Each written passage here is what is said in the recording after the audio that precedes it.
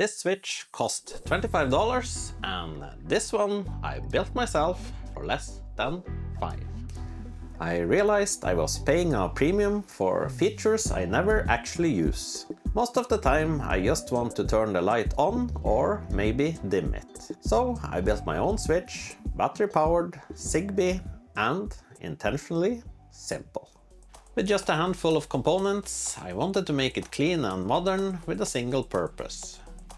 I started by making a frame to fit all the components. Everything is built around one button in the middle, two batteries, the electronics, and that's it. After a couple of iterations, I ended up with this frame where everything fits nicely. If I walk into a room half asleep at 2 AM in the morning, I don't want to aim for a tiny button. I want a switch that is impossible to miss.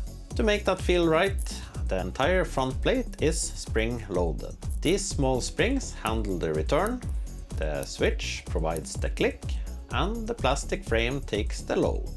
To keep it smooth and quiet, I added thin steel guide rods so the motion rides on metal instead of scraping against layer lines. That gives you a solid, predictable feel like a real wall switch. And of course, it wouldn't be complete without my logo on it. With the mechanical parts done, I turn my focus to the electronics.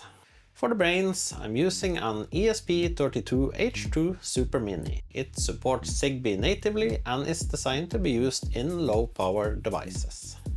Power usage was the main challenge. I didn't want to change batteries every week, so I added a low-power boost converter.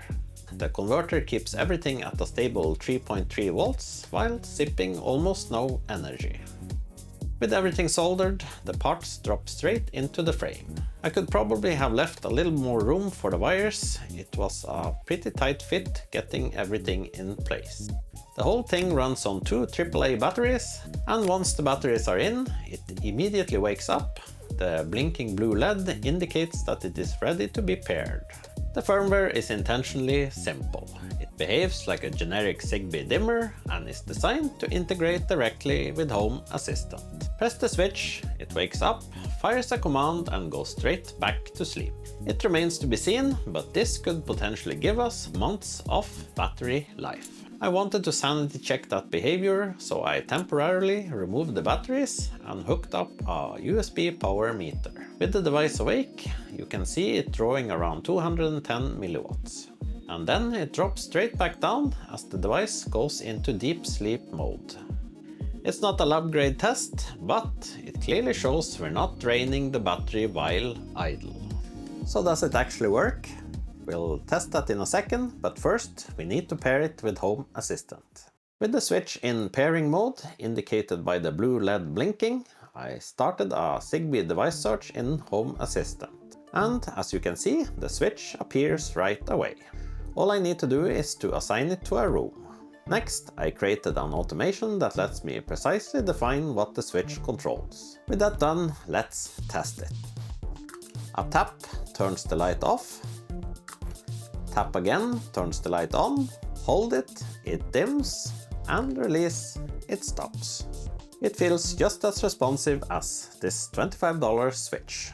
Let's do a quick cost breakdown and see where the total actually lands. The ESP32 H2 was less than $3. The boost converter and battery clips together came in at about $1. Add a bit of filament, wire and solder, and the whole thing still lands comfortably under $5. Of course, there are some features missing, like scene cycling from the switch or color control on the wall, but honestly, I never used that anyway. All the complex stuff is still available from within the app. This is just for quickly turning the lights on when you enter a room. And for what I actually use a wall switch for, this does the job. I've also been working on a more complicated project for a couple of weeks, and I'm still waiting for a few parts to arrive, so this was the perfect time to knock out this quick, practical build. If you enjoyed the video, hit the thumbs up button and don't forget to subscribe so you won't miss what's coming next. Thanks for watching, and I hope to see you in the next one.